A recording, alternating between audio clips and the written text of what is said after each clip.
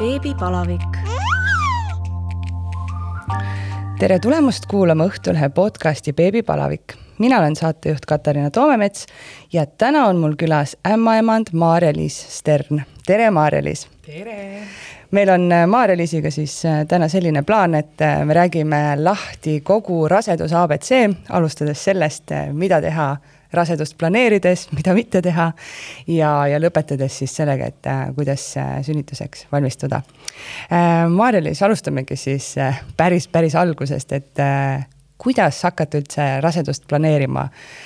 Mida teha, mida mitte teha, mis ära jätta, mida võtma hakata, ma ei tea, kas peaks olema nii, et kuu aega või pool aastat enne jätan ära kõik õhtused sõbrannadega veinitamised või kuidas selle kõigega on? No ma arvan, et esimese asjana peab tulema see soov ja mõte, seda beebit siis nagu tahta, on ju. Ja teine liigutus võiks olla see, et võiks hakata siis toidulisandite mõttes võtma folaati. Ja eks ideaalses plaanis muidugi nii-öelda teadus ütleb seda, et võiks nagu 3 kuud olla sellist nagu eriti tervislikku aega enne seda rasestumist, on ju. Aga noh, elu ikka väga tihti ei käi mööda seda perfektset rada pidi, on ju, et kui see rasedus siis ikkagi tuleb nii, et ei ole 3 kuud olnud super tervislikku elu, siis ka see on okei. Kindlasti ma panen südamele seda, et kui naisel on mõni selline krooniline haigus ja mingid ravimid, mida ta näiteks igapäevaselt peab võtma, et siis peaks selle nii-öelda eriarstiga nagu nõu pidama, et kas see haigus on piisavalt hästi nii-öelda kontrolli all ja kas need ravimid potentsiaalselt siis sobivad ka raseduse ajal nagu kasutamiseks, on ju. Et need on ka väga olulised nagu nüansid. Ja eks see järgmine soovitus on ikka oma seda menstruaaltsüklit hakata nagu jälgima, et kasutada näiteks mingi täppi, on ju, et siis on enam-vähem see viljakas päev nii-öelda teada ka.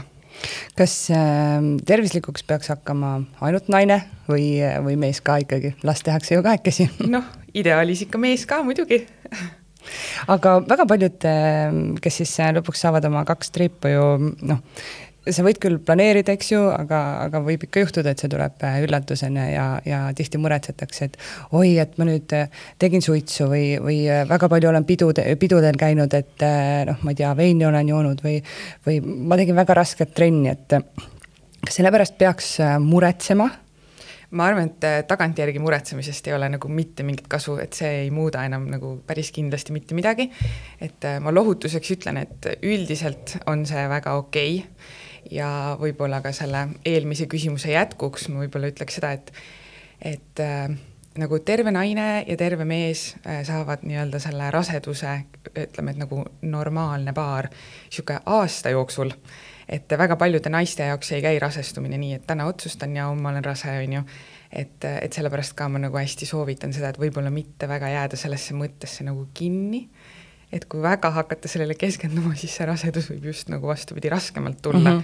Et võib-olla kui see rasedaks jäämise aeg nagu venib hästi pikaks ja sa terve selle aja ainult kogu aeg sellele mõtled ja oled super tervislik ja muretsed sellepärast, et siis on jällegi nagu omakorda raskem rasedaks jääda.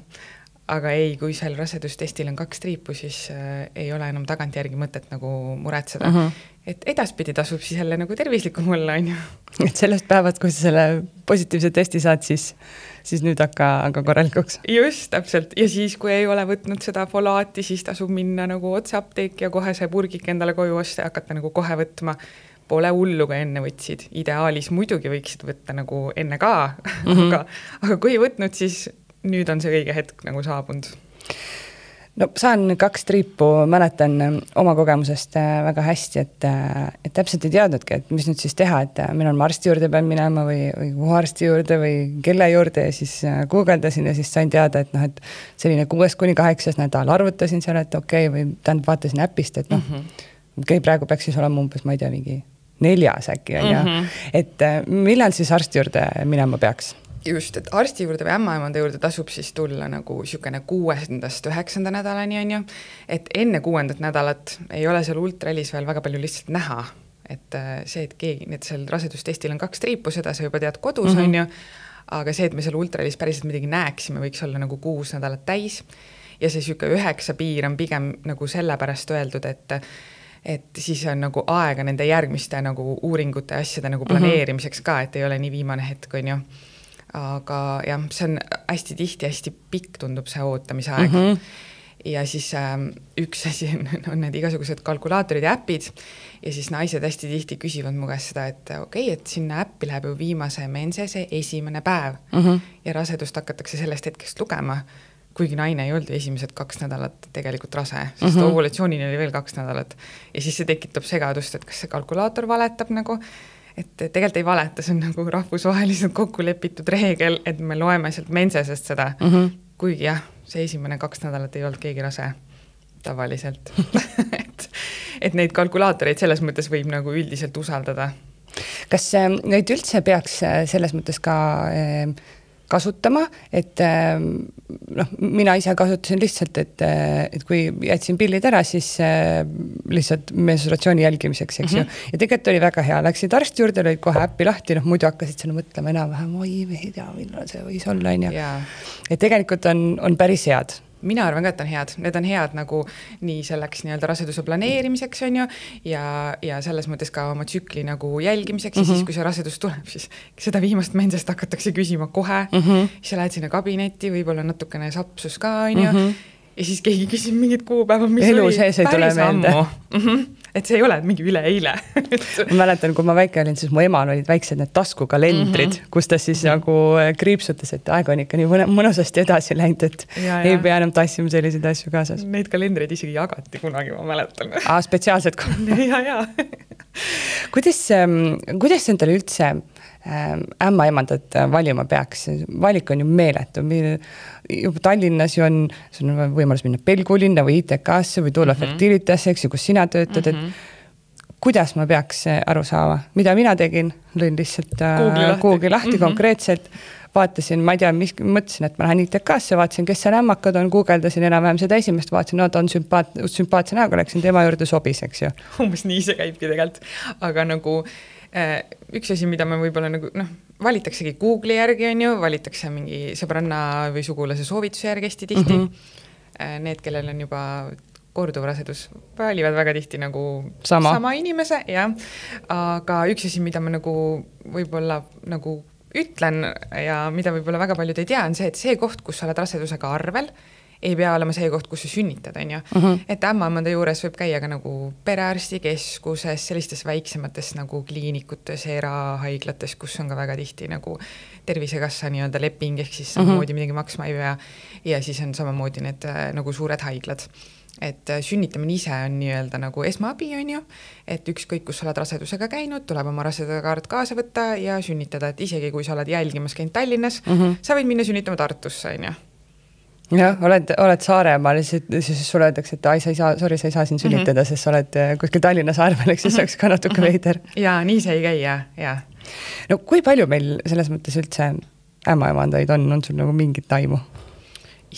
Mul mingisugune number käis alles hiljuti läbi, et 1100 registreeritud nagu ämmaemandat, aga need kõik kindlasti nagu ei tööta just kui nagu ämmaemandatena, on ju.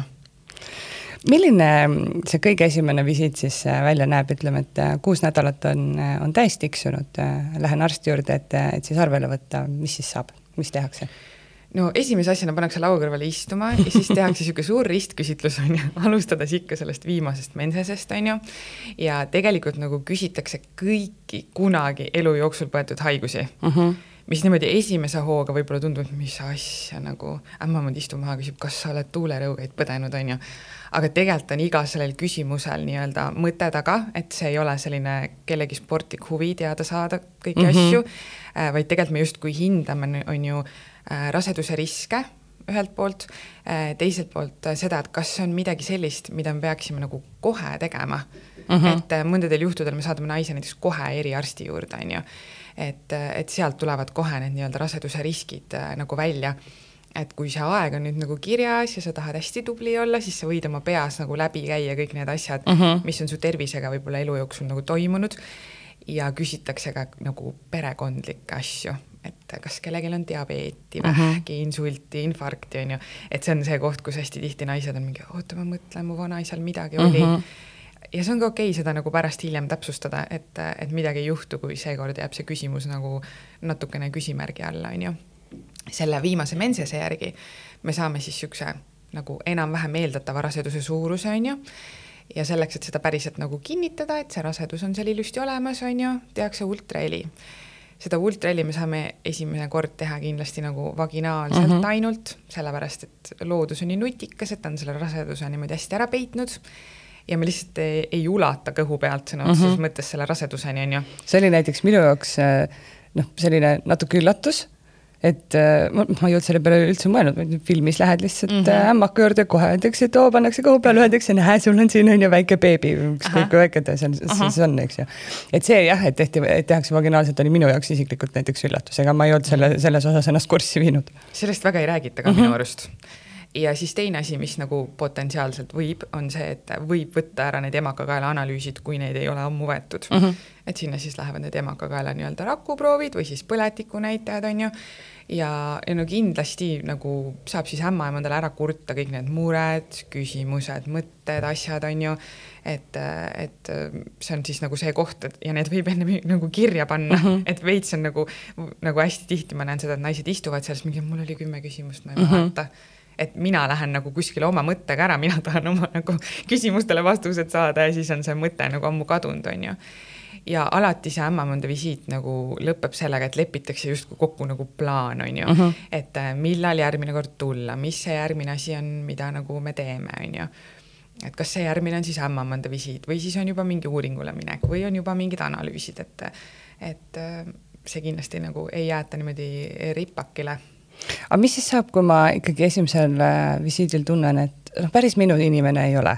Kas ma võin vahetada ämmaemandat või ma olen sellest esimesest korrast, kui ma olen esimese visiidi aja talle pannud, oleme nii-öelda laulatatud raseduse lõpuni? Ei ole nii, et võib küll vahetada. Ja see tundub naistele nagu siuke hull petmine. Et ma hästi tihti kuulen seda, mis ma nüüd ütlen sellele teisele ämmaemandale. See on okei, et nagu kõik inimesed ei saa omavahel klappida. Et see on nagu täiesti okei. Raseduse ajal tuleb selle ämmaemanda juures käia ikka nagu päris palju kordi, ma arvan, et siuke keskmine mingi 10 korda umbes. Et see inimene võiks olla nagu sinu inimene ja kõige nagu olulisem minu arust on see, et sa julged küsida, öelda oma nagu muresid nagu välja, on ju, et ei oleks siukest tunnet, et istud kuskil ja mõtled, et seda ma küll ei räägi täna. Et see ei ole nagu see koht, et ära mine nagu beebigruppi, vaid räägi oma ämmaemandale, on ju. Et selles mõttes mina hästi julgustan seda, et kui tundub, et see nagu koostöö ei suju, et siis võib nagu vahetada. Mitu korda on okei vahetada? Siukest limiiti ei ole olemas. Sellist reeglit meil ei ole. Ja sa ütlesid, et ämmaemandale ikka tuleb kõike rääkida see, ja juba kui sa ütlesid ka nende varasemate perekonna haiguste kohta, siis tõesti see tundub küll koht, kus ei tohiks mitte midagi varjata, et võib-olla tõesti, kui perearstile mõnikord ütled, natuke petad mingite asjadega, siis ämmaemandat vist ei tasuks. Ei ole mõtet, ja mul kunagi üks oma sõbranna on istunud mu laua ääres selle esimesel visiidil, siis küsis mu käest, kas midagi nagu saladuseks ka jääb või nüüd ma pean nagu kõik ära rääkima. Siis ma hakkasin naerma, et nagu, nüüd on see koht, kus sa räägid mulle kõik ära, et ma võin sul lubada, et need jäävad siia kabinetti, aga nagu sorry, nüüd pead kõik ära rääkima. Kuidas see raseduse jälgimine siis käib? Sa ütlesid, et keskmiselt on umbes 10 visiiti. Mis on need sellised kindlad asjad, mida tehakse, kui tihti tuleb käia, kui tihti tuleb anda igasuguseid analüüse, pissiproove, ma ei tea, mida kõik, kuidas see siis selle 9 kuu jooksul need asjad niimoodi kronoloogilises järjekorras tulevad? Sellega on niimoodi, et kogu seda raseduse jälgimist nii-öelda nagu annab meile ette justkui selline nagu raseduse jälgimise juhend, on ju. Ma tean, et usidamad naised loevad seda ise kodus ja siis ütlevad, et kas sa mäletad, meil oli siis analüüs, on ju. Et see on nagu niimoodi ette nagu reglementeeritud, täiesti avalik dokument internetis olemas, et kes viitsib ja tahab lugeda, täiesti kättesaadav kõigile. Aga üldiselt käib ta siis nii, et alguses nii-öelda tuvastatakse rasedus, on ju. Siis olenevalt sellest, kui suur see rasedus on ju, siis võib-olla tehakse veel üks selline vahepealne väike ultraheli, on ju. Seejärel tehakse siuksed rasedusega arvele tuleku analüüsid, mis on väga siuksed nagu baasanalüüsid, kus kontrollitaksegi veregruppi ja nakkushaiguseid ja sellist üldist nagu hemoglobiinitaset ja veresuhkrut, on ju. Järgmisena tehakse siis selline see Oscar-test, mis on see esimese trimestri screening, mis siis tegelikult koosnebki siukestest eelnevatest andmetest, on ju naise kohta, vereanalüüsist ja siis ultrahelist. ja siis, kui see ultraheli on tehtud, on ju, siis selline nagu kalkulatsiooniprogramm sisuliselt arvutab siis välja riskid naise jaoks siis nagu rasedustüsistustele, on ju, ja lapse mõttes siis kromosoomi haigustele. Ja selle nagu uuringu kõige olulisem nagu aspekt tegelikult on see, et me otsime naisi, kes vajavad nagu lisauuringut.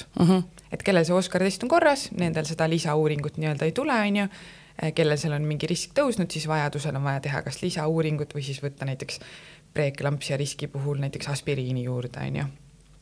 Ja siis peale seda nagu käiakse ämmaemanda juures üldiselt iga 4 nädala tagant, kaalutakse, mõõdetakse kõhtu, kuulatakse lapse südant, on ju, vererõhk, kõik sellised asjad lähevad sinna kirja, on ju.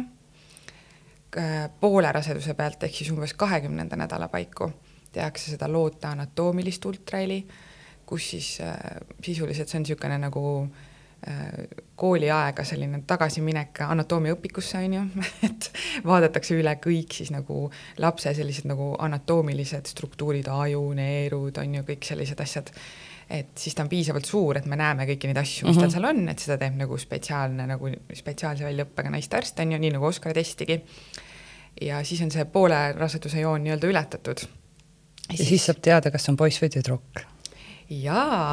Mõnikord saab parem, aga keskmise naise jaoks tavaliselt siis. Just, et siis sinna Oscar testi juurde on ka veel see, et seal võib-olla näeb on ju seda sugu ja siis on idee poolest on siis ka see Niptify test, mis osadel naistel siis tuleb nii-öelda Oscar testist nagu Tervisekassa näidustusel tasuta on ju ja kui ei, et siis võib seda ka nagu ise teha nagu omal vabal valikul on ju.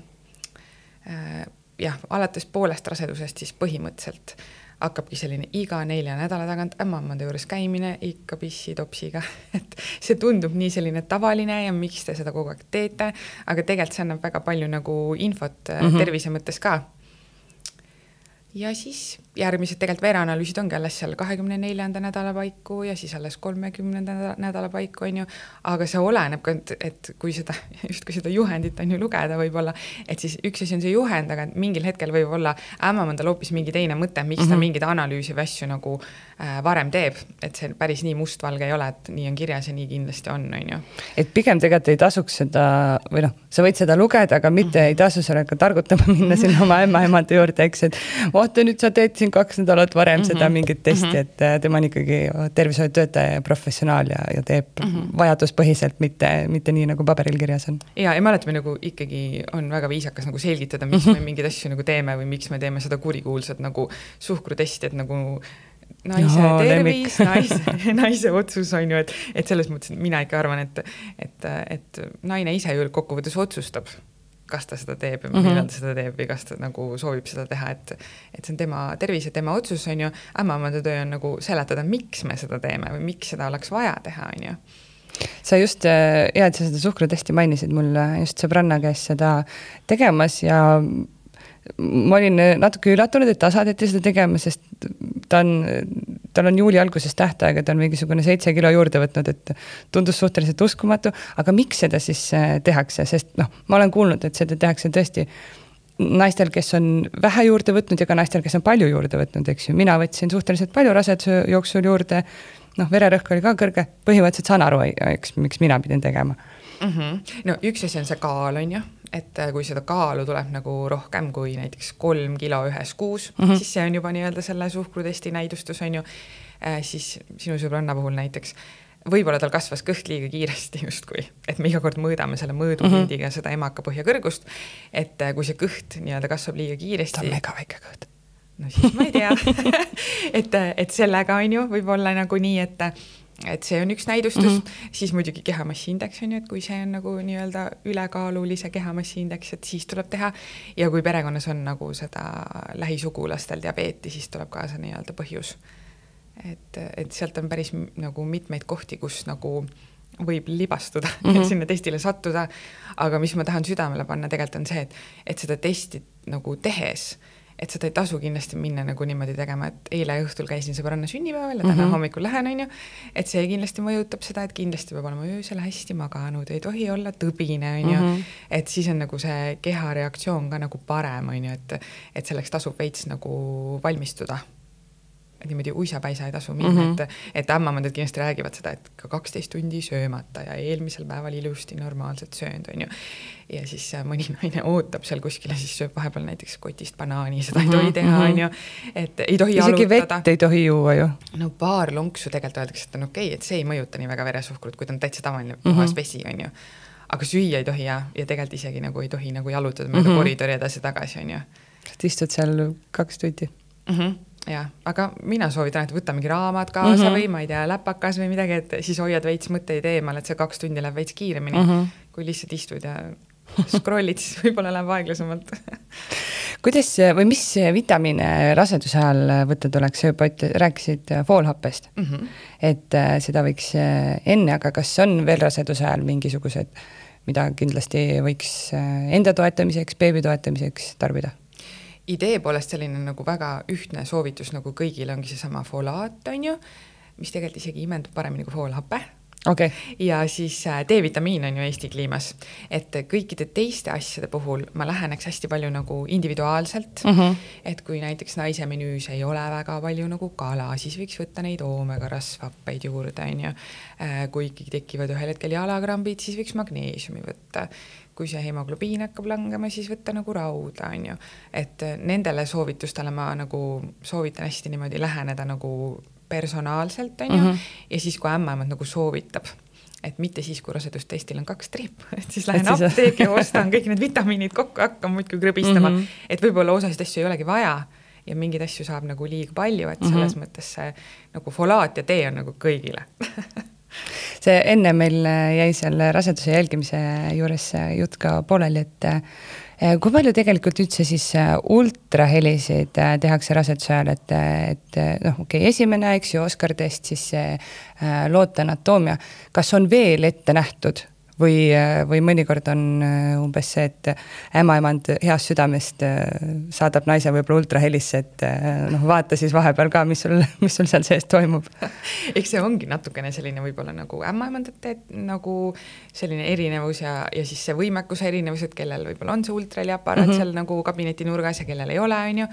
Aga jah, just kui nagu täitsa tavaline keskmine terve naine peaks sattuma ultralisse nagu 3 korda, vahest 4, on ju, et tegelikult saab ka nagu üks sellistest nii-öelda võib-olla rutiinsematest ultrallidest, mida ka kõigile ei tehta, on selline umbes 6-aegane tähtaega, kui see saab siis ennustada seda lapse kaalu, on ju, vaadata üle, et see platsenta ilusti töötab, et tal on seal seda lootevett nii-öelda piisavalt, aga kõik vahepealsed ajad nagu naine võib sattuda ultrahelisse, kui ämmaemanda tekib mingi mõte, et kogu see ämmaemandatele nii-öelda üles ehitatud raseduse jälgimine tegelikult ongi selline, et täiesti nagu normaalset rasedust jälgib ämmaemand. Ämmaemanda ülioluline nagu osa sellest tööst on see, et aru saada sellest, kui miskit läheb normist nagu kõrvale.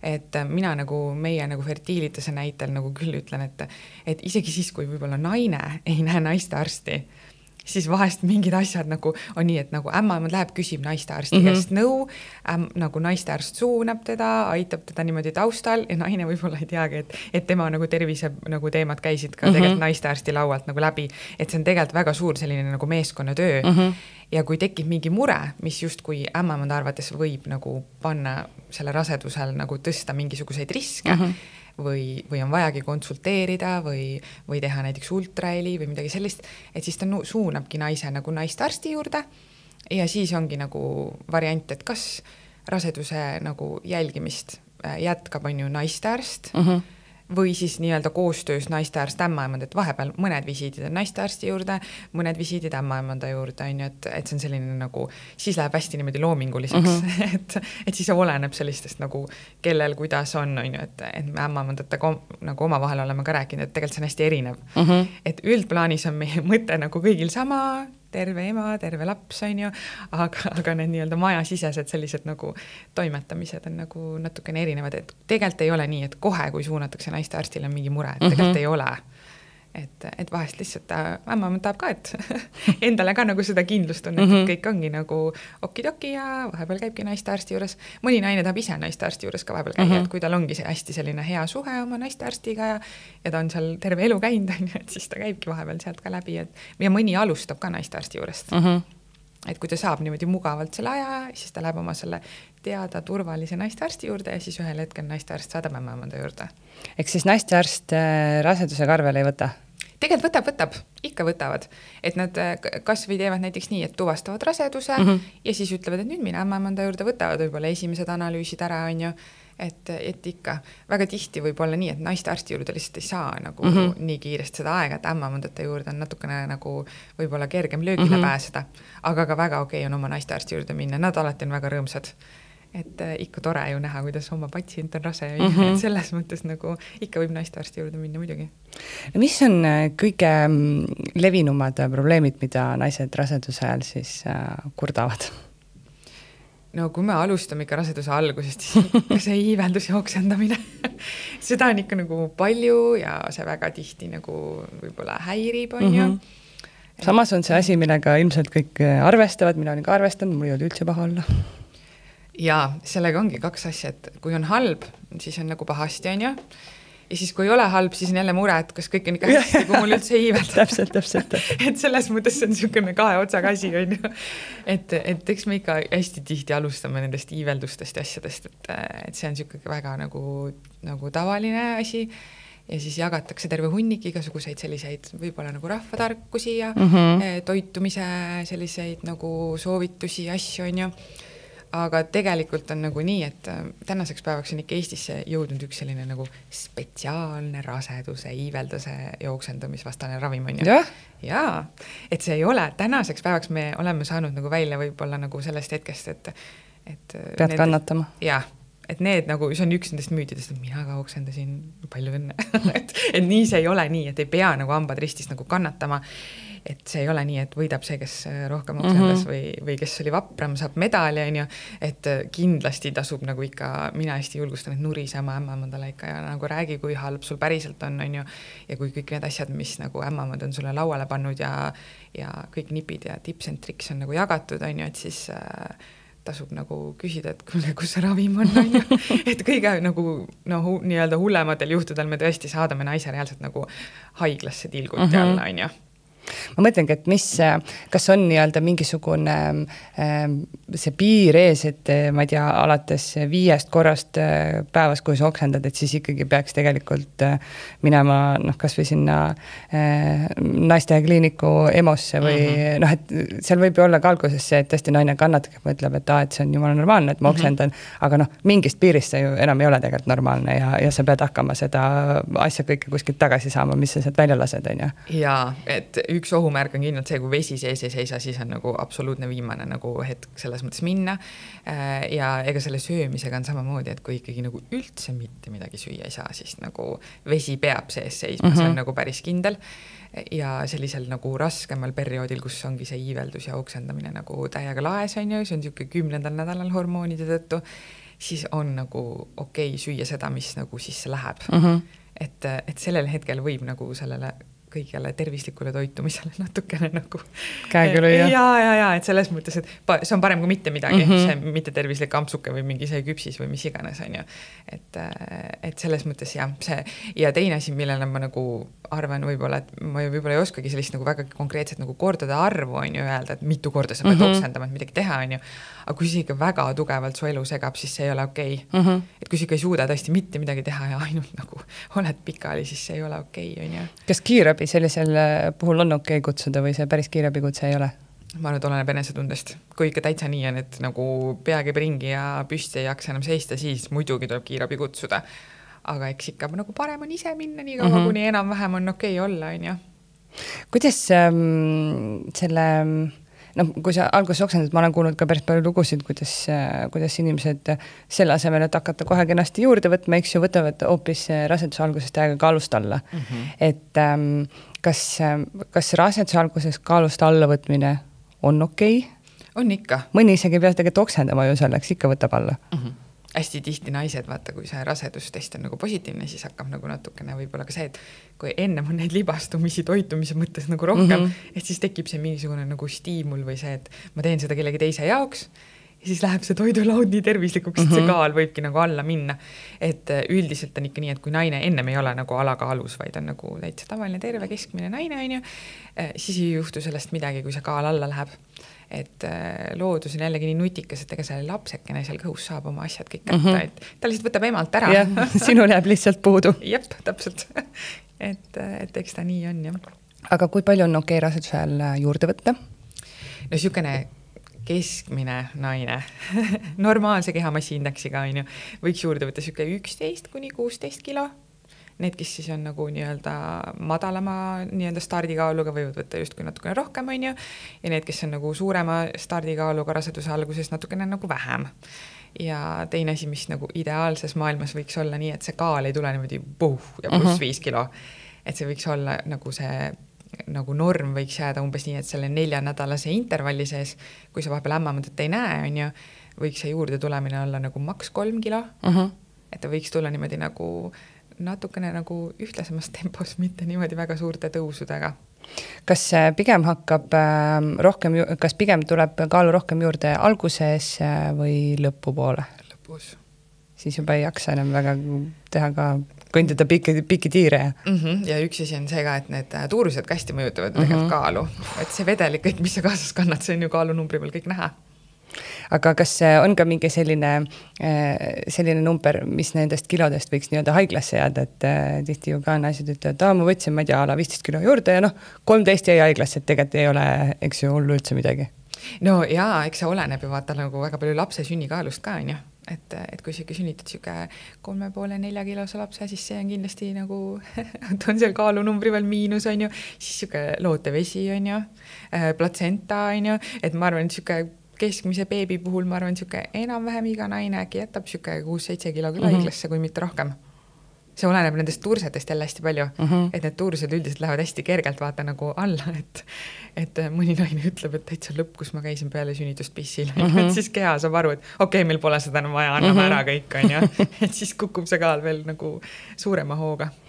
No ma olen vanast ajast kuulnud igasuguseid toredaid müüte ka raseduse kohta, et millised on sellised, millel siis ei ole üldse tõepõhja all stiilis, et ma ei tea, kas juuksid ei tohi värvida või et rase ei tohi tõsta käsi peast kõrgemale, sest ma ei tea, mis siis juhtuma pidi. See käte tõstmine on täitsa ulmeline, ma ei tea, kus see tuleb. Kas seda küsitakse ikka veel? Jaa, väga palju. Ma ei tea, kus kohast on tulnud see jutt, et kui naine tõstab nagu, ma saan aru, et põhijutt on see, et küünarnukk õlast kõrgemale on ju, et siis lapsel läheb nabanöör ümber kaela. Ma ei saa aru, kuidas saab olla seotud nagu naise käed ja siis emakas platsenta küljes olev nabanöör nagu ei. Ma ei tea, ma päriselt, seda võib-olla peaks chat-GPT-lt küsima, kus see tuleb. Et see on täiesti selline, üks on see, siis teine hästi tuntud see müüt on, et raseduse ajal tuleb süüa 2 eest. See on ka see, mille peale ma mõtlen, appi, millal me sellest müüdist nagu üle saame, et mitte 2 eest, vaid 2 korda tervislikumalt. Ei no, sa võid just selles mõttes süüa 2 eest, aga siis sa pead mõtlema, kui suur see teine tüüp ka on, et kui ta alguses on sul mingisugune 100, et nagu siis ilmselgelt ta ei vaja sama palju toitu, kui see 60-kilone ema, kelle sees ta kasvab, eks ju, et siis võiks nagu proportsioonid olla selle võrra ju paigas. Siis võid süüa 2 eest, kui sa sööd 100 grammise beebi eest või? Just. Ja, siis oleks okei. Enda ja tema eest. Just. On veel selliseid naljakaid müüte? Ja see juust värvimine on hästi sage nagu küsimus, et ja ikka on okei juuksid värvida, et võib-olla see ongi selline nagu seinast seina, vaata natukene neid nagu soovitusi on ju, ja siis on igasugused need, vaata, kus saab nagu, sellel ma juba natuke nagu juba siuke sportlik huvi on vaadata, et kas läheb täppi või mitte, vaata kui naised räägivad, mu ema ütles, et kui mul on nii ja ma oksendan nii palju või ma tegin seda, siis on poiss ja siis on tüdruk ja siis on nii ja naa ja näonahk ja mis seal kõik on, siis mul on juba alati siuke sportlik huvi, et okei, no kumb on siis on ju, ja kumb ta siis lõpuks on ju. Ja siis on see kõrvetised ja juuksed on ju, et siis kui raseduse ajal on kõrvetised, et siis beebi kasvatab juukseid on ju. Ahah. Mul lõpus natuke oli, aga lapsel oli räigelt juukseid ka. Anu, mul oli väga vähe kõrvetisi, nii et see vist väga... Seda ma sünnitusosakonnas nagu töötades vahest ikka naljaga nagu küsisin ka, et kui oligi seal see kuul pahmakas peas, vaatad, kas sul olid kõrvetised, kusjuures väga paljud ütlesid jaa, aga kõrvetised on nii tihti, vaata naistel, et kas sa nüüd tõmbad selle paralleeli 50-50 põhimõtteliselt. Põhimõtteliselt, jah. Üks just, mida ma hiljuti ka lugesin, no see ei ole küll müüt, aga selline, et kas raseduse ajal seksida tohib, et mehed väga tihti kardavad seda, et äkki ma teen lapsele haiget või äkki ma torkan teda peenisega vastu pead või midagi, kuidas sellega siis on? Jaa, sellega on jälle, see läheb sinna müütide sektsiooni, et täitsa tavaline, terve nagu rase, normaalne rasedus, ikka võib muidugi. Et nagu loodus teeb hästi palju selleks, et see rasedus seal niimoodi hästi turvaliselt oleks, on ju, et esiteks see rasedus ei ole nagu, ta on ikka täitsa nagu selles mõttes, kui kõht kasvab nagu suuremaks, siis ta on täitsa niimoodi kõrgel, see emakakael on niisugune pikk ja nagu tugev nagu lihas, mis seda rasedust seal üleval ja kõrgel hoiab, et seal laps ka ju enneaegselt ei sünniks, on ju. Siis on seal veel vesi, on ju, platsenta, emakalihas, on ju, et seal on nii palju neid kihte, et ma vahest nagu isegi nagu julgustan naisi nagu katsu oma kõhtu nagu tugevamini, et sa ei jõua talle nagu lähedale, et seal on neid kihte nii palju vahel, on ju. Et peab ikka päris kõvasti torkima, et temani jõudaks. Ja, ma muretseks võib-olla nagu, ja. Sellele ei tasu nagu, et selle võib raseduse alguses, kui on tõesti mingi raseduse nagu katkemise risk või mingi määrimine või mingi veritsus, mingi selline asi, et siis vahest öeldakse, et ära igaks juhuks pigem ole vahekorras, on ju. Aga seda on pigem ka harva. Kas on mingid poosid võib-olla, mis on nagu mugavamad juba siis, kui kõht on suurem või see on täitsa nagu katsetamise asi või on üldse mõni, mida ei soovitata näiteks? Siukseid mittesoovitusi me küll nagu ei jaga. Eks see on siuke tunnetuse ja selline mugavuse ja selline nagu küsimus on ju. Et igaüks peab ise endale ikka leidma, ei ole nii, et ämmaemand ütleb, mis on ei tohi teha. Ei ole nii. Kuidas on igasuguste selliste iluprotseduuridega, et no juuste värvimisest me juba rääkisime, aga oma isiklikust kogemusest tean, et tätoveerida ei lubata ka tähendab, ega ma ämmaemandalt ei küsinud, ma tätoveerija ütles, et ei tohi. Ja samamoodi rinnaga toitmisel saun, sport, igasugused sellised asjad, et miks siis näiteks tätoveerida ei tohi? Nad ütlevad nagu seda, et kogu see hormonaalne nagu tase on nii palju teine, et see tulemus ei pruugi olla see, mis sa nagu esialgselt nagu ootasid, on ju. Seal on mingi teatav on ju infektsiooni risk, kuna ikkagi kasutatakse nagu nõele selliseid asju, on ju. Ja ma arvan, et see on nagu et väga paljud sellised rasedusaegsed soovitused, ka näiteks ravimite osas on ju, tulevad selle pealt, et ükski rase ju ei taha, et tema peal tehakse ühtegi nagu uuringut. Et pole testitud, eks? Jaa, et me tegelikult nagu võib-olla olemegi nagu teadmatuses, et tegelikult see võib-olla on okei, aga nagu pigem oleme siis nagu ettevaatlikumad ja nagu ennetame siis neid asju, on ju. Aga nagu ikka võib juuksuris käia, on ju, et pigem ma võib-olla muretseks naiste pärast, kes on võib-olla ise juuksurid, et kui sa nagu hommikust õhtuni oled seal nende nagu natuke keemia aurude sees, on ju, aga see, kui sa lähed käid korra kuus või veeralvem, siis see on nagu okei, on ju, kõik need sellised, ma ei tea, küünehooldused ja sellised asjad, et ei ole päris nii, et nüüd on rase ja siis nüüd ei tee enda heaks mitte midagi. Ikka nagu ennast tuleb ka poputada. Samamoodi on kõik need nagu saunad näiteks, on ju, et see on ikkagi see, et kui sa viibid seal saunas väga kaua, on ju, et siis hakkad higistama, siis tuleb selle võrra nagu seda vett sellel päeval kindlasti rohkem juua. Aga täiesti tavaline terve naine võib käia nagu saunas, spaas igal pool, on ju. Et pigem võib-olla tasub sellise nagu talupohe mõistusega läheneda sellele rasedusele nii, et rasedus ei ole haigus, et kõiki asju võib nagu üldises plaanis teha, kui on midagi sellist, mida nagu ei soovitata teha, siis seda nagu öeldakse. Et pigem on see, et ämmamand ei loeta sulle asju, mida sa võid teha, vaid pigem ütleb neid asju, mida ta võib-olla ei soovita teha, on ju. Aga lihtsalt vist väga kuuma sauna ei tasu, on ju? See on enesetunde küsimus hästi palju nagu, et mina alati ütlen, et nagu keha on nagu, noh, et sa ise tunned ära selle hetke, et sa nagu näiteks ei taha sinna sauna minna, siis muidugi ära mine. Ja ta jääb hakka sundima, eks, et ma kogu aeg ju käinud, mis nüüd siis on. Ja see tunnetus läheb, et samamoodi näiteks on päevitamine hästi tihti selline küsimus, on ju, et raseduse ajal tegelikult soovitatakse nagu mitte nagu niimoodi ristseliti keskpäeva nagu päikese ajal nagu pikali olla, on ju, et esiteks on see, et see kehatemperatuur on ju tõuseb, see on mingi oht, et võivad tekkida nagu pigmendilaigud nagu kergemini ja see on täiesti okei, kui sa enne oli tull päikesearmastaja ja siis nüüd nagu raseduse ajal üldse ei taha sinna päikse nagu kätte minna, siis kuula oma keha ja ära mine, on ju. Et nii võib olla küll, et see muutub see nagu just, kui see nagu eelistus. Kuidas lendamisega on või üldse niimoodi siis, jah, laevareisiga ei ole vist probleemi, aga just lendamise kohta ma olen kuulnud, et mingile maale enam, või mingist nädalast enam ei lubata ja mingist nädalast öeldakse, et ämmaemand peab andma loa.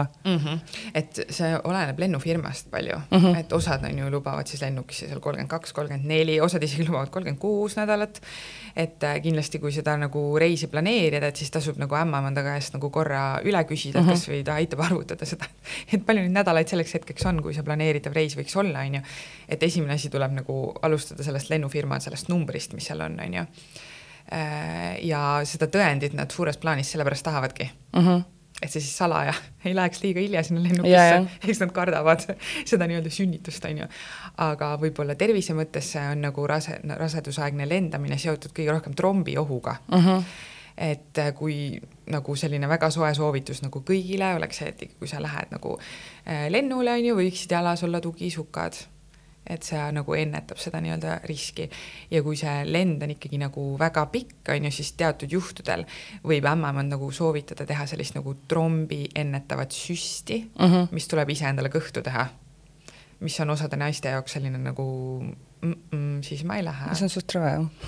No ta on selline eeltäidetud süstale hästi väikse nõelaga, ma alati lohutan, aga et selles mõttes... Ma arvan, et seal on see mõte lihtsalt peas, see mõte, et sa pead ennast ise süstima. See on nagu... Ja selle nagu hästi paljude jaoks on nagu see hirmutav, et see on nagu kõhtu. Et ma olen rase, kuidas ma süstin ennast nagu kõhtu, aga tegelikult see süst käib alati kõhtu, olenemata nagu rasedusest. Et mina pigem nagu julgustan seda, et kui see nagu trombi oht juba nagu on ja see lend on väga nagu pikk, on ju, et siis turvalisem on see süst nagu selles mõttes ära teha, aga kui rasedusega on kõik hästi, siis selles mõttes nagu võib ikka lennata. Ja kindlasti nagu hästi korralik reisikindlustus on ju, et neid tingimusi tasub raseduse ajal nagu ekstra hoolikalt lugeda, et osad need nagu firmad ei kindlusta on ju mingist nädalast rasedusega nagu tekkivaid probleeme. Kui on väga hea reisikindlustus, siis seda tavaliselt ei lähe vaja. See on kõige parem see nagu mõte selle juures ja rasedakaart tuleb kindlasti kaasa võtta. Et kui midagi juhtub, siis isegi see eestikeelne rasedakaart on piisavalt võib-olla nagu rahvusvaheline, et nad näevad ära need analüüsid, vastused, uuringute tulemused, kas või raseduse suurus on ju. Et selles mõttes see on selline nagu ülitähtis dokument, mitte ainult reisimise ajal, vaid ka tegelikult nagu terveks raseduseks võiks ta nagu kogu aeg kotis olla. Siis ei lähe teda vaja, kui ta kaasas on jälle. Ja reisimisega veel seega kindlasti, et kui sa lähed siis ikka sinna soojemasse kliimasse, on ju, siis tuleb veel rohkem vett juua. Et see vesi on nagu kõikide selline, kõik ämmamandad räägivad vee joomisest, et siis soojas kliimas tuleb veel rohkem juua. Sellega peab ka arvestama kindlasti. Millised muutused siis naise kehas üldse raseduse ajal toimuvad, nii sellised siis, mis välja paistavad, aga ka need, mis siis seespool toimuvad, et see laps ikkagi lõpuks lükkab sul kõik need elundid kokku eest ära, eks ju. No jaa, ega neid muutusi on ju tegelikult mega palju, on ju, et sellest võiks nagu eraldi saate lausa teha, et alustada siis nagu sellest, et kõik need hormoonid hakkavad nagu möllama, keha nagu tegeleb selle rasedusega, on ju. See esimene avaldumine ongi, ikka see iiveldamine ja oksendamine on väga tihti nagu seotud selle hormoonide kõikumisega, on ju. Siis ongi see, et kui see emakas hakkab kasvama, on ju, siis on see seedimise süsteem ikkagi nagu surutakse ühel hetkel niimoodi, väga pakitakse kokku. Et tegelikult on väga ägedaid sellised 3D animatsioone, kuidas kõik see seedimise süsteem lükatakse niimoodi, pakitakse kokku. Kas see tekitabki siis mõnikord ka kõhukinnisust? Või enamasti siis? Ja hormoonid ka. Et seedimine läheb sõna otseses mõttes aeglasemaks selleks, et laps saaks paremini toitaineid, on ju. Hästi tihti naised tunnevad nagu seda tunnet, et need sellised sportlikud, tublid agarad naised, kes muidu on trepist 5. korrusele ja siis ütlevad nagu, ma ei saa, ma ei õhku. Et see on ka selleks, et laps saaks paremini hapniku. Et see on kõikidele asjadele nagu, ükskõik mis see selle ämmaemand juures nuris, et tal on iga asja peale nagu mingi põhjendus sulle nagu jagada, on ju. Siis nagu mõtle kas või seda, kui palju nahk peab venima. Et see on tegelikult nagu päris selline nagu kehaliselt ikka väga palju muutusi. Raseduse lõpus on see emakas ja see laps ju tegelikult ikkagi päris suur, on ju. Siis võib ikkagi olla see seljavalu ja natuke seal vaagnas neid selliseid nagu tundeid, on ju. Ja no ei ole ka tegelikult ju vähem oluline kõik see, mis nagu ka peas toimub, on ju. see, et sa just kui muretsed kellegi teise pärast, sult võetakse see kontroll ära, on ju, tiksu siis see 4 nädalat ja oota seda järgmist kohtumist, et keegi kinnitaks sulle, et kõik on hästi, on ju. Et see on tegelikult nagu väga-väga-väga suured nagu muutused, nii emotsionaalses plaanis kui ka nagu füüsilises plaanis. Ja sellepärast on minu arust nagu väga-väga-väga oluline leida enda kõrvale nagu see justkui nagu tiim, kes siin nagu toetab ja aitab ja ütleb, et jah, see on okei, on ju. Et ma hästi tihti näen näiteks oma töös ka seda, et kui inimene nagu, ma ei tea, saadab mulle meili, on ju, ta nii tihti lihtsalt tahab nagu ära kurta. Et seda, et kas see on praegu okei, et mul on nii.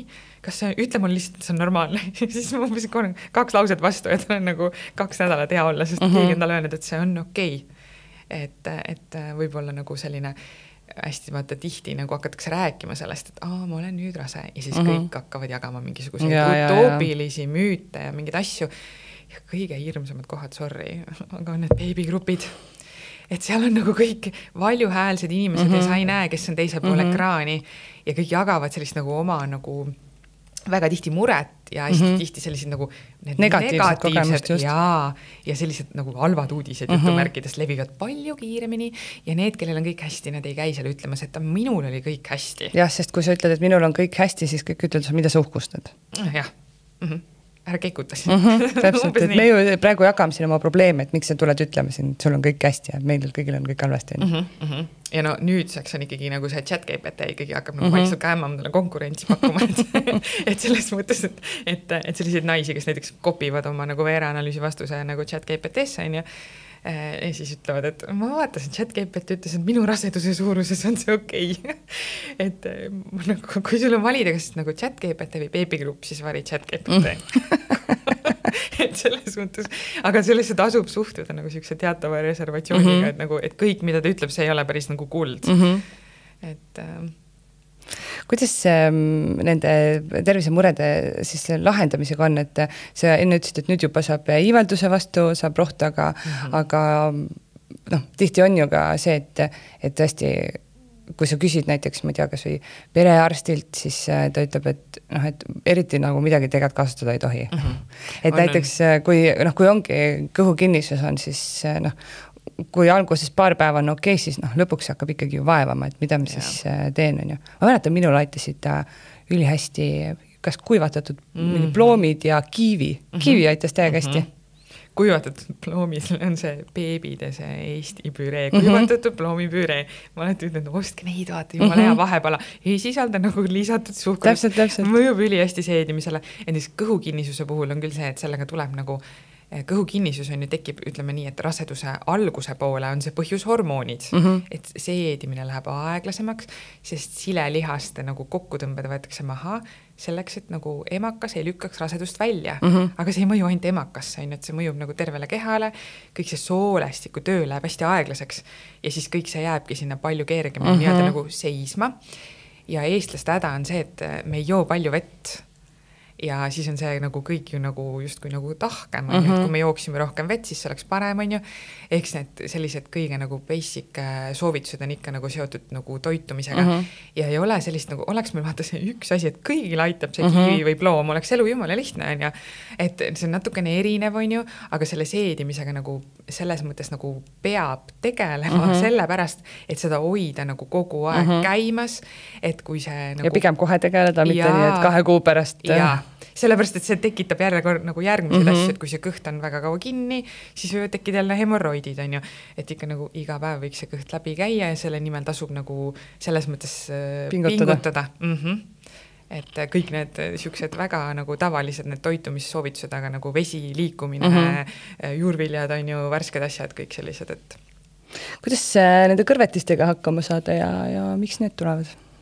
No eks nad sellest vaata tulevadki, et see sama nagu lihaste värk on ju ja teiseks on see, et kui see kõht vaata väga niimoodi kõrgele on juba kasvanud ja see emakas on täitsa siin ribide all põhimõtteliselt, siis ta nagu surub selle nagu mao on ju kokku ja seal on vähem ruumi ja siis need kõrvetised tekivad nagu kergemini ja instinktiivselt naised tegelikult ise hakkavad seda nagu justkui nagu ravima sellega, et neil ei mahu seda sööki enam nii palju sisse vaata. Et söövadki pigem tihedamini, väikeste portsudega, on ju. Kõik soolane ja vürtsikas võib seda muuta veitsa nagu hullemaks, on ju. Kindlasti mitte peale söömist on ju pikali minna, siis saab see sealt paremini liikuma kõik, on ju. selle vastu on ka tegelikult nagu ravim olemas, on ju, aga väga paljud saavad tegelikult nagu sellise toitumissoovitustega selle nagu pigem nagu kontrolli alla.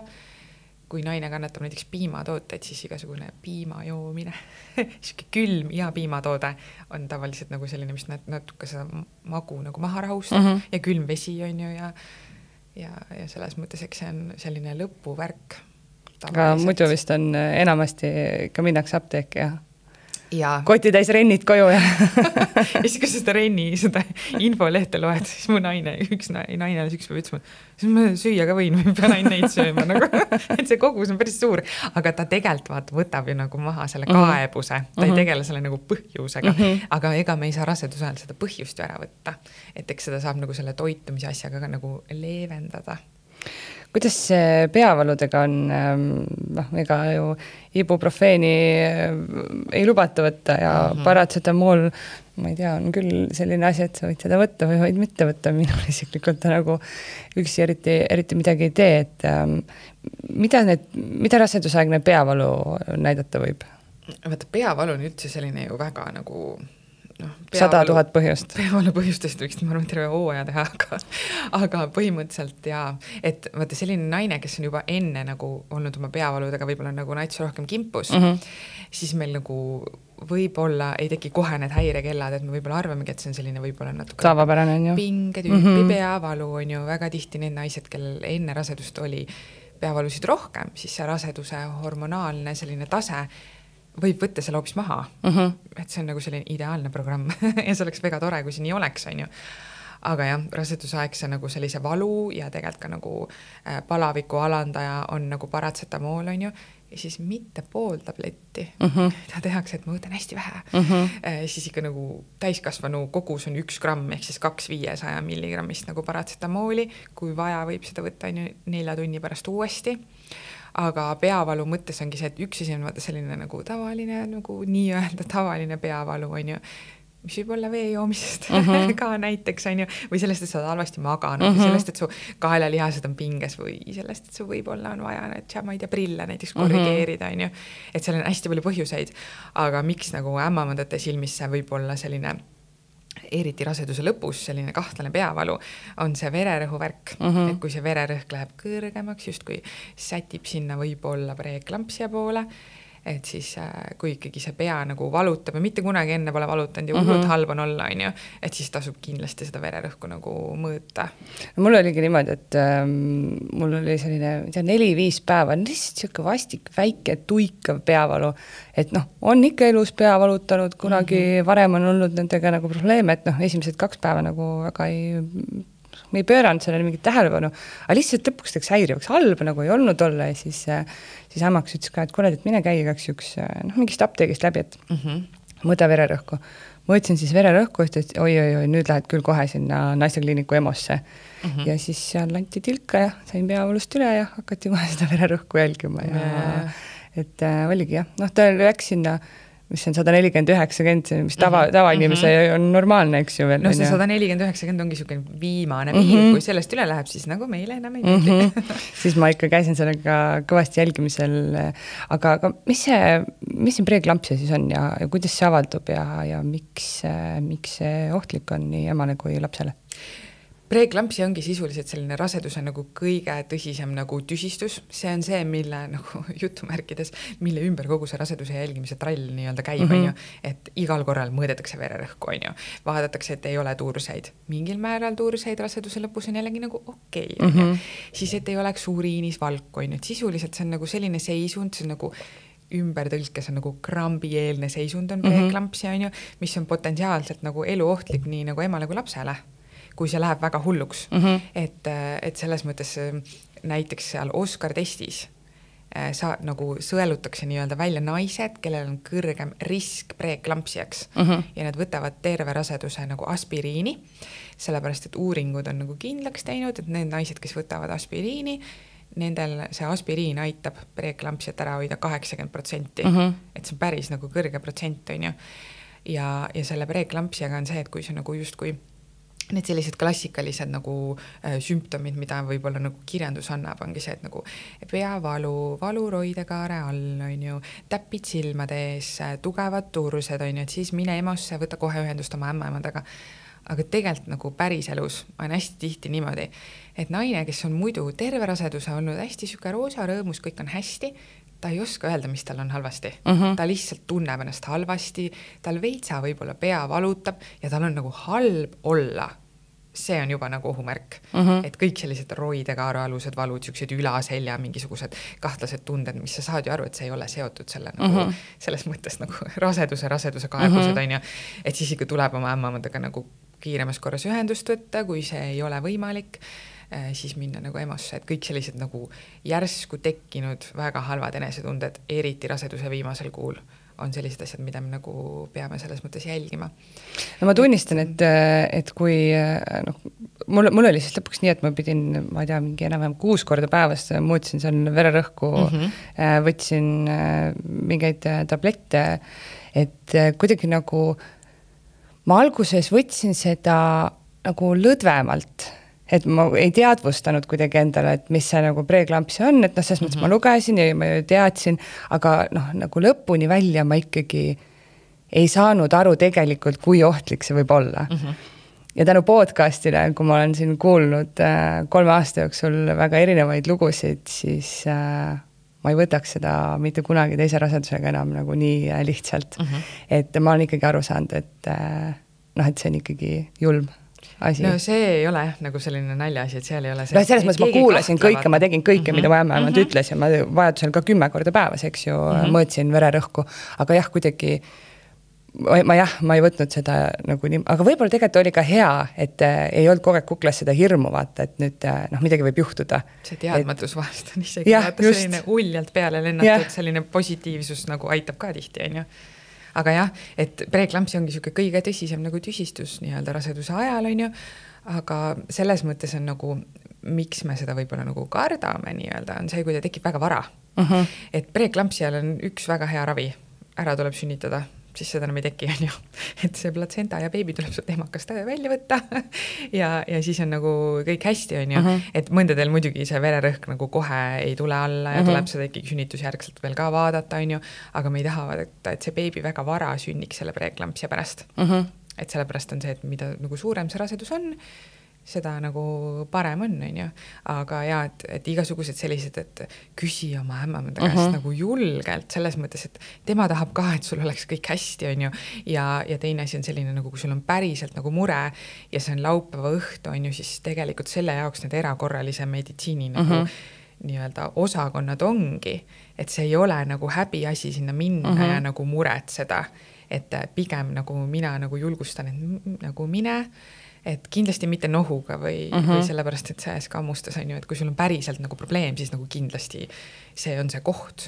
Ja see on ju hea ka, et tegelikult naistel rasedate jaoks on ju oma EMO, et sa ei pea minema sinna 7 tundi järjekorras istuma tavalises. Ja et keegi ei naera sind välja ja ei ütle sulle nagu selles mõttes halvasti, et julgelt nagu tuleb minna, et neil on lihtsalt nii palju nagu kiirem selline nagu reageerimine, mõõdavadki kohe vererõhu, nad teevadki kohe analüüsid, et siis vaadatakse seda, et kuidas maks töötab, kuidas neerud töötavad, mis seal nagu uriini analüüsis on ju, et kõikidel muudel juhtudel, kui ämmamand võib-olla saab sulle aja anda 3 päeva pärast ja siis alles analüüsid teha, et see ei ole nagu otstarbekas.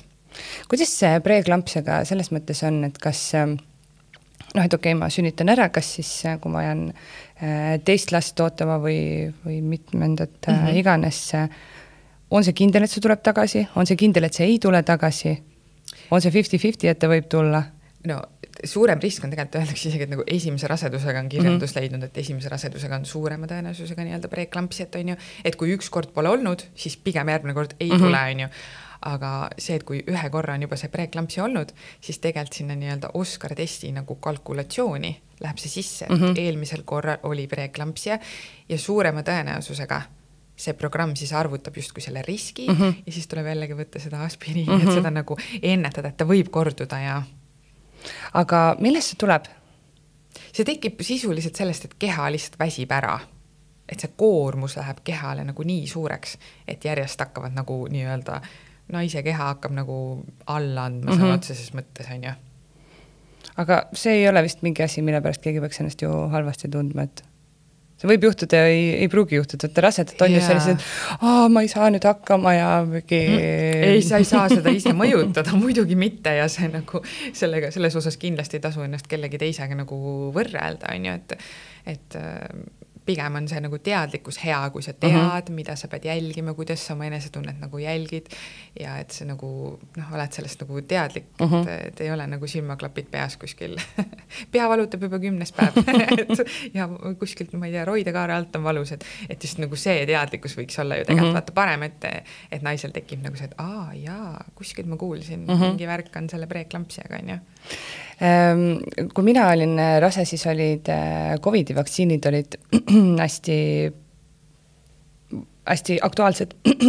Kui palju üldse võiks ennast ja mille vastu siis rasedana vaktsineerida? Et mis on mingid sellised asjad, mille siis kaitse laps ka saab, ma ei tea, kas gripivaktsiin, kas ta saab mingi kaitse sealt või kuidas sellega on? Kas üldse tohib ennast rasedana vaktsineerida? Jaa, see on selline suur teema, millest nagu võib-olla Eesti mõttes on see selline nagu võib-olla mitte nii aktuaalne, et tegelikult näiteks nagu Inglismaa ja USA nagu vaktsineerib rasedaid niimoodi, et kui nad satuvad siia Eestisse, siis nad on mis mõttes, kus mu vaktsiin on. Nad ei saa isegi aru, miks me nagu, et Eestisse ei ole võib-olla nagu nii levinud, et kui me räägime nagu siin aasta 2025 on ju, ja näiteks sellest, et nagu läkaköhasse nagu haigestumine on nagu väga suurelt nagu tõusnud, siis see on just väga, see läkaköha teema oligi just ju hästi aktuaalne nüüd siin. Jaa, see oli väga aktuaalne, see oli nii aktuaalne reaalselt, et nagu vaktsiinid said otsa, on ju. Et see on nagu see nagu üks vaktsiin, mida nagu võiks kindlasti kaaluda nagu teha raseduse nagu 3. trimestril. Ja eks see nagu põhimõte, miks me seda nagu teeme, on siis see, et kui me vaktsineerime rasedat, on ju, siis ema organism saab aru, et ma olen sellega kunagi kokku puutunud ja ta hakkab tootma neid antikehasid selle läkaköha vaktsiini vastu ja siis need antikehad läbi platsenta lähevad lapseni, on ju. Ja kui me teeme seda 3. trimestril, ehk siis täitsa nagu selles mõttes nii-öelda lõpus, on ju, siis esiteks selle vaktsineerimise toimel neid antikehasid tekib hästi palju ja siis see suur kogus nii-öelda antikehasid jõuab nagu läbi vereringe lapseni ja laps sünnib antikehadega ja see annab nagu lapsele kaitse esimesteks kuudeks nii kaua, kui tema on vaktsineerimata. Et see on see nagu põhi nagu point, on ju. Kuna sa juba mainisid seda gripivaktsiini, siis gripivaktsiin on ka raseduse ajal lubatud. Seda soovitatakse teha eriti siis, kui see nagu rasedus jääb ka sellele nagu gripihooajal, on ju. Et rasedad on riskigrupp, Eestis on nad seetõttu ka nagu see vaktsineerimine neile tasuta, on ju. Ja siis kevadeti hästi läheb aktuaalseks see puukentsefaliidi vaktsiin, mis on ka nagu lubatud. Et kui nüüd nagu väga niimoodi nagu pulkadeks lahti võtta, on see, et selline nagu elus vaktsiin, ehk siis see, kus me nii-öelda süstime sellised nagu haigusosakesi naise organismi. Seda ei tohi raseduse ajal teha, näiteks tuulerõugete vastu ei tohi raseduse ajal vaktsineerida, on ju. Vaid selline nagu surmatud vaktsiin on nii-öelda lubatud. Et kõik need, mis ma enne nimetasin, kõik on need nii-öelda surmatud vaktsiinid ja lubatud vaktsiinid.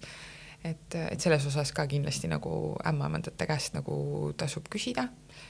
Väga nagu mina ütleks, et nagu väga suur rõõm on näha seda, et see nagu võib-olla teadlikkus on nagu tõusnud ja paljud ikkagi nagu tahavad raseduse ajal seda gripivaktsiini on ju nagu teha ja see läkaköha vaktsineerimine ka minu arust on nagu nüüd jõudnud sellistesse nagu massidesse. No just sellel talvisel hooajal ju sellest väga palju räägiti. Kuidas, miks elusvaktsiin ei tohi süstida? Siis justkui siis on oht selleks, et me justkui nagu nakatame seda beebit, vaata. Et siis on justkui nagu need haiguse osakesed võivad jõuda nagu lapseni, on ju, selles mõttes. Et mitte siis nagu antikehad, vaid siis nagu nakkus ise nii. Väga piltlikult öeldes. No üks kõige emotsionaalsemaid hetki iga raseda jaoks ilmselt on see, kui ta tunneb esimest korda beebi liigutusi, kuidas siis iganes, kas ta alguses saab sellest aru või ei saa. Ma mäletan hästi, et ma lugesin, et see on nagu selline nagu gaasid oleks. Ja siis ma mõtlesin, et ma ei tea, et gaasid ikkagi nagu ei ole ju sama tunne, aga pärast ma ikkagi natuke sain aru, et veits ikka see mullisemine ja värk ikka nagu on sarnased küll, et millal siis beebi esimest korda liigutab enamasti? või millal sa tunned seda tähendab? Just tahtsin parandada sind, et nad liigutavad väga palju varem, on ju, et selles mõttes, et ultrahelis on väga tihti nagu naised on wow, päriselt, siuke elu kõhus, ma ei tunne midagi. Et sellised nagu, no öeldakse, et siuke esimese rasedusega naine võiks tunda kuskil 20 nädalat. Et see 20 nädalat seda oodata on tegelikult päris pikka. Pool aega lihtsalt. Jaa, ja siukest nagu teadmatus. Ja mõtle, kui sul eriti kõhtu ka veel ei ole, siis nagu oledki selline, et olen rase või ei ole. Et jah, et kuskil poole raseduse pealt tavaliselt on siis nagu esimese rasedusega. Need, kes juba on nagu ühe korra need mullid nagu ära tundnud ja teavad täpselt, mis see on ja kus see on, siis varem pigem, et siis sükene võib olla mingi 16, 17, 18 nädalat, mõni isegi natukene varem on ju, et selleks, et tegelikult neid liigutusi nagu tunda, nagu ma vaata enne ma ütlesin ka, et see beebi on hästi niimoodi ära peidetud, tema elab seal oma vati sees põhimõtteliselt on ju, siis on see, et vaata ta on seal kõhus, seal on see vesi, et platsenta on ju, siis et see oleneb isegi platsenta asendist ja selleks, et see naine päriselt neid liigutusi tunneks, no see laps peab jalaga panema ikka väga suure hooga. Et, ja see on ka nagu okei, et kui see alguses ongi siuke ebamäärane, et võib-olla ühel õhtul midagi natukene seal alakõhus mullitas hästi madalal, väga vales kohas, sellises nagu gaasimulli mõttes on ju, et ja siis järgmisel päeval seal ei ole midagi, siis see on ka okei, sellepärast, et see nagu laps võib olla keeranud ennast hoopis teistpidi, ta on seal vee sees, vaata, ta saab nagu liikuda vasakule paremale üles alla, teha kukerpalli on ju, et see asend võib olla nii teine. Et just kui on nagu uuritud ka seda, et naine tunneb rohkem nagu selle emaka nii-öelda eesseinaga, mis on just kui nagu kõhu pool. Et kui laps liigutab nagu sinna nagu naba poole, siis sa tunned rohkem. Kui ta liigutab nagu selja poole, siis nii hästi ei tunne. Kas seal mingi hetk on ka nii-öelda selline ette öeldud, et vähemalt mingi 4 korda päevas peaksid tundma liigutusi, et siis on kõik hästi või on nii, et iga laps on ikka täiesti omamoodi? Ikka on omamoodi ja tegelikult nagu soovitatakse jälgida mitte seda, et ta liigutas nüüd 3 lööki on ju ja nüüd tunni aja pärast jälle, et niimoodi võib ennast nagu hulluks ajada, kui sa elad ainult selles, et kogu aeg mõtled, mis number mul täna ees on ju, vaid pigem nagu jälgida seda, et see päevane rütm tema liigutustes oleks enam-vähem nagu sama, et neil tekivad hästi tihti ja kõigil tegelikult raseduse lõpuks kindlasti tekivad siuksed aktiivsemad perioodid ja siuksed nagu tudusemad perioodid, et tavaliselt nad liigutavad peale söömist, veresuhkur tõuseb, see soolestik hakkab seal mulistama, siis nad ärkavad üles, on ju, liigutavad ja teine klassika on see, et siis kui naine läheb vaata pikali, kui naine otsustab, et mina nüüd magama, siis kõhus läheb peoks. Sellepärast vaata, et kui naine liigub, sealt beebi on seal niimoodi vee sees, loksub mõnus, nagu vankris ka pärast ju kõndides jääb magama. Sükene tudu on ju, siis ta magab ja siis kui naine pikali viskab, siis okei, mis nüüd toimub ja siis nad hakkavad liigutama. Vanker jääb seisma, lähed poodi valgusvooris läks punaseks.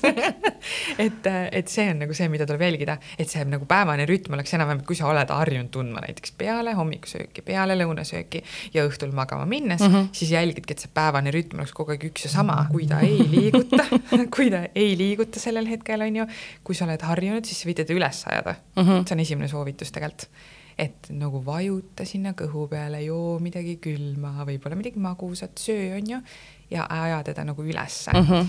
Et kogu see võib olla möll ümber selle lapse liigutuse jälgimistega käib ümber selle, et alati kui laps liigutab, on temaga kõik hästi. Et sellist asja, et ta liigutas nii hullult nagu, või ta liigutab nii palju, et ta tahab välja tulla, sellist asja ei ole olemas, et tal on kõik mega hästi. Ta on lihtsalt aktiivne, kui ta palju liigutab. Ja tavaliselt, kui nad liigutavad vähem, siis nad ilmselt tuduvad. See on nagu klassika. Aga eks see on ikka selline, et me just kui jälgime sellega seda, et tema nagu heaolus on kõik hästi, kui ta liigutab nagu oma nende klassikalistel aegadel. Ja kui see tõesti siis on nii, et sa ei suuda teda üles ajada, ta ei järka, isegi kui sa pikali viskad, juba nagu vajutasid niimoodi kõhu peale, liigutasid teda, siis tuleb jälle minna sinna erakorralisse, siis tuleb kontrollida seda, et temaga on seal päriselt kõik hästi. Kuidas üldse sünnituseks seal lõpus siis valmistuda? Kas on mingeid selliseid asju, mida ma saan veel lõpus enda jaoks teha, et kõik oleks väga hästi, kuigi tegelikult võiks seda ju jooksvat raseduse ajal teha, ma ei tea, joogas käia või perekoolis või? Et kuidas see, ütleme, viimane kuu, kuidas ma saaksin enda jaoks kõik hästi teha nii, et kõik oleks hästi.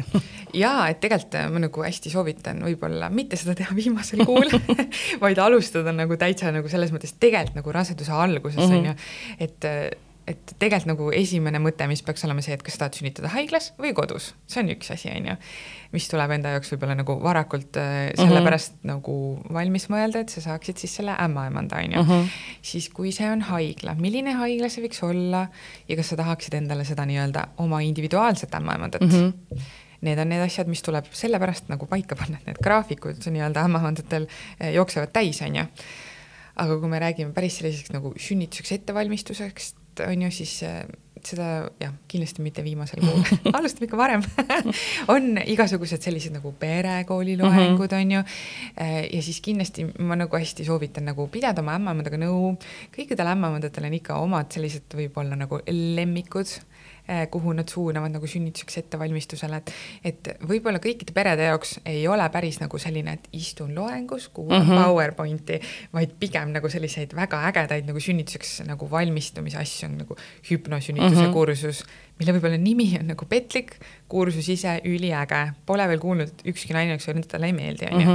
Siis on nagu sellised nii-öelda spinning babies ja sellised nagu töötoad sünnituseks nagu ettevalmistuseks, nagu, mis on selline nagu privaatne tund koos mehega, on ju. Et selliseid väga nagu lahedaid asju on, kuidas nagu valmistuda. Siis raamatusoovitusi ämmaemandad kindlasti nagu jagavad, on ju. Ja üks asi, mis nagu sa küll küsisid sünnituseks ettevalmistuse kohta, aga ma nüüd veits lisan juurde. Et ma lisan selle juurde, et vaata raseduse ajal me hästi palju mõtleme sellele, et see nagu finišijoon on nagu sünnitus. Tegelikult ei ole. Ei ole 3 trimestrit, meil on tegelikult 4 trimestrit. Ja see 4. trimester kestab, ma arvan, siis kui laps saab 18 läbi.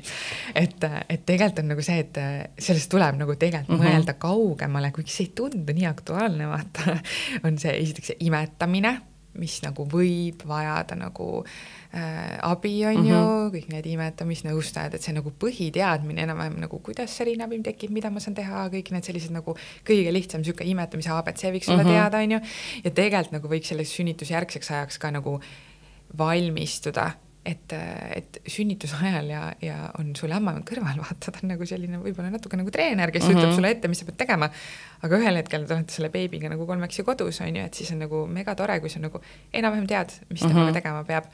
Ja võib-olla ka sellises emotsionaalses plaanis ma nagu hästi soovitan nagu ka nagu mehega ja perega mingid asjad nagu läbi rääkida, et kui kauaks sa tahad näiteks potentsiaalselt tõmmata seda joont, kus sa tahadki olla kodus omas kookonis ja niimoodi mõnuleda ja ei pea koristama ja külalisi kutsuma, et see tegelikult on nagu ülioluline osa, et sellest nagu kindlasti nagu peaks rohkem rääkima, et see on selline õrn ja väga emotsionaalne nagu aeg naise jaoks.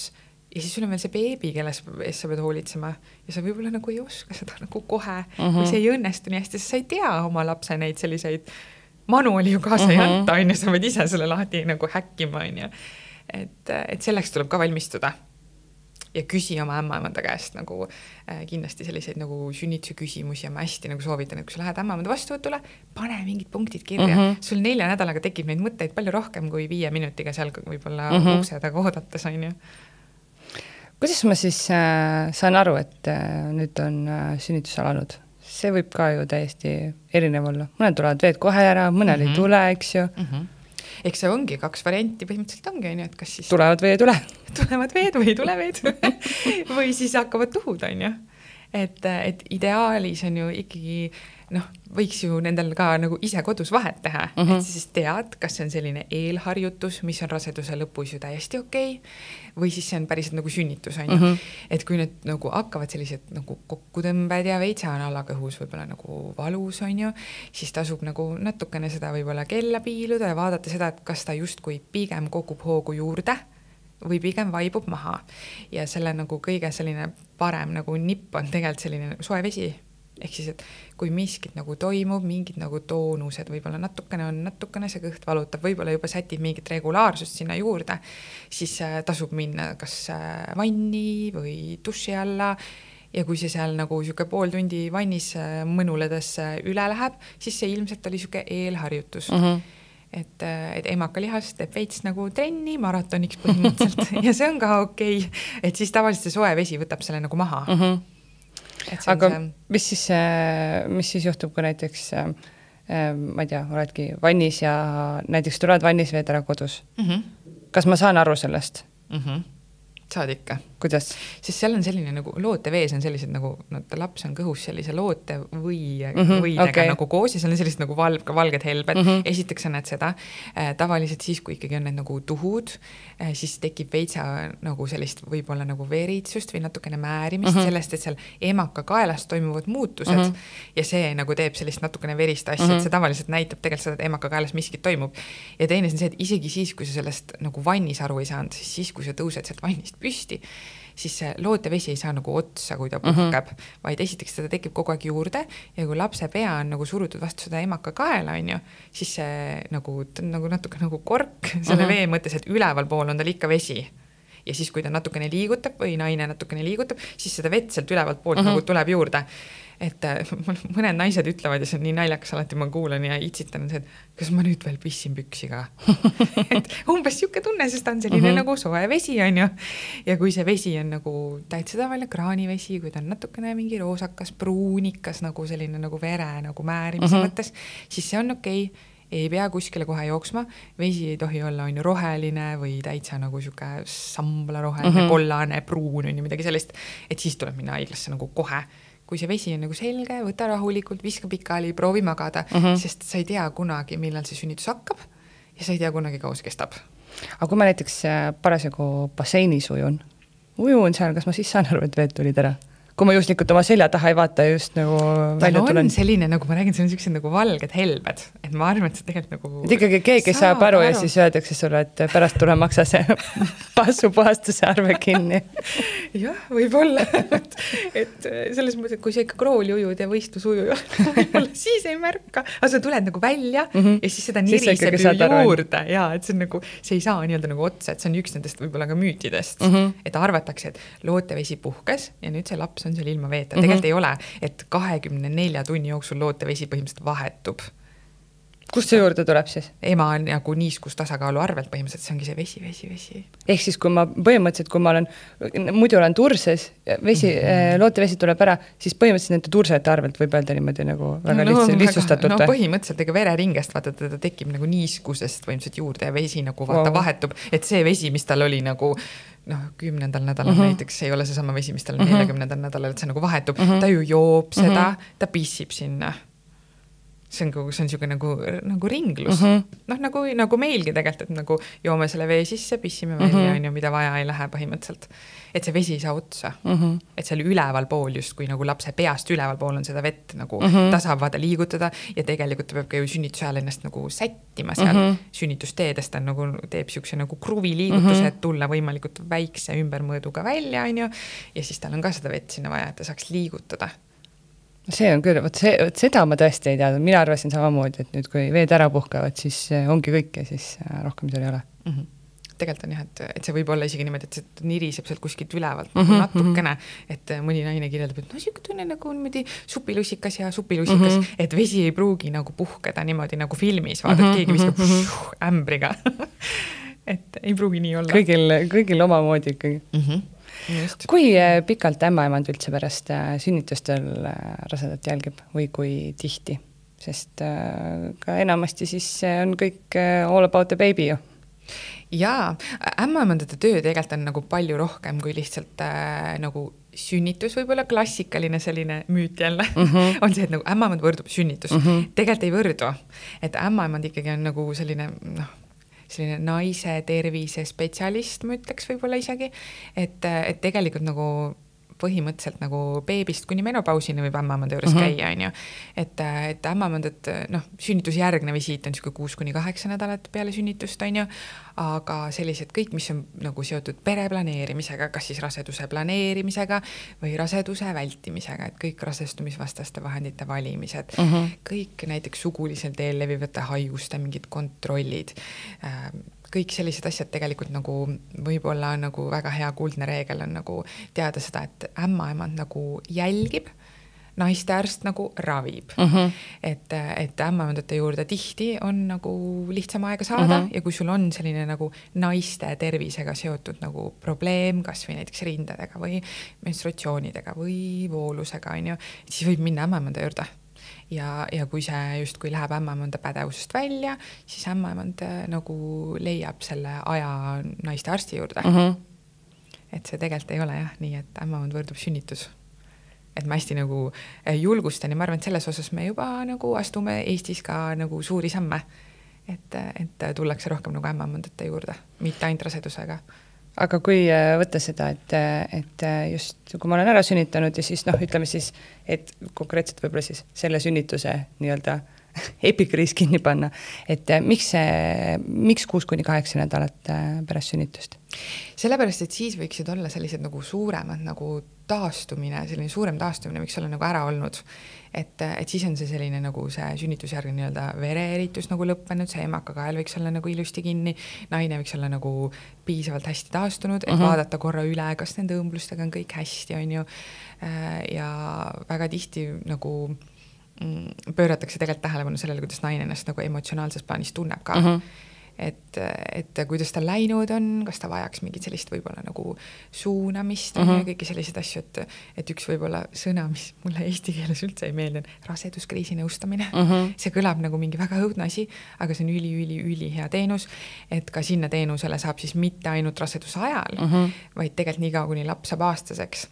Et kui sa tunned ikkagi, et see emotsionaalne nagu pool vajaks veits nagu toetust, on ju, et siis võib võtta jälle oma ämmaemandaga nagu ühendust ja ta saab teha saatekirja, ta saab suunata sind nagu edasi, on ju, et see on nagu üli hea teenus. Ja sinna saavad ka minna mehed ju. Et see ei ole ainult naistele. Ja sinna võib isegi nii minna, et sa pole mitte kunagi rase olnud näiteks ja on probleemid nii-öelda rasedaks jäämisega, on ju, et see nimetus on nagu halb, aga teenus ise on nagu super.